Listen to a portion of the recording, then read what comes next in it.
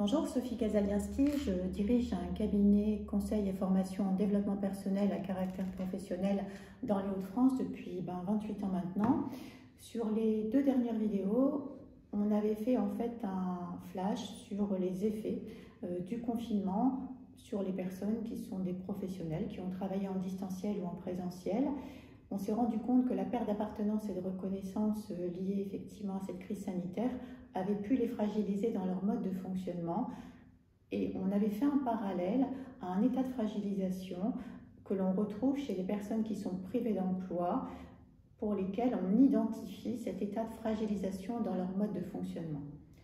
Aujourd'hui, je voudrais juste faire en fait une réponse très simple. Je vais la commencer par un questionnement.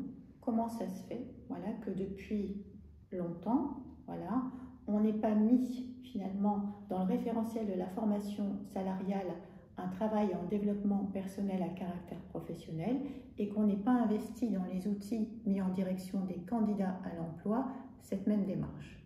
Vous et moi, si demain nous perdons notre emploi, on a bien compris que notre fonctionnement va être altéré.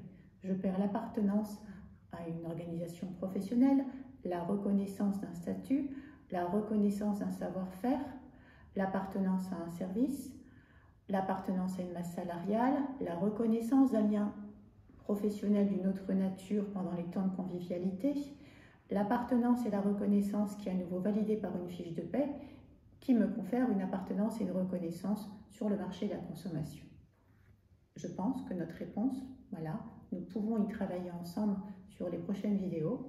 On a bien compris, pour nous professionnels qui avons subi cette crise sanitaire, que l'on soit salarié, agent d'une collectivité, membre d'une association, quels que soient nos contrats, on a bien compris en tant que professionnel que l'éloignement de l'emploi dû au confinement a pu nous fragiliser au même titre que pour les personnes privées d'emploi.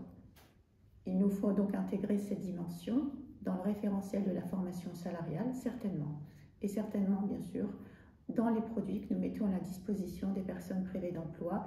Il s'agit d'investir sur le fonctionnement de l'humain dans l'objectif de nous professionnaliser, de monter en compétences et d'être un demandeur d'emploi. Le terme, je ne l'aime pas, mais c'est comme ça qu'on le nomme, un demandeur d'emploi prêt à l'emploi. Si nous ne travaillons pas sur cette dimension qu'est le fonctionnement de l'humain, ce que l'on peut appeler autrement le savoir-être, qui nous parle bien de savoir-être, la connaissance de soi, c'est la clé d'entrée de tout parcours d'insertion professionnelle et c'est l'outil pour monter en compétence en entreprise. Donc finalement, on se rend bien compte que je sois en emploi ou que je sois privé de l'emploi, le socle de mon positionnement, de ma posture pro ou le curseur de mon parcours, c'est bien le fonctionnement de la personne en tant que telle.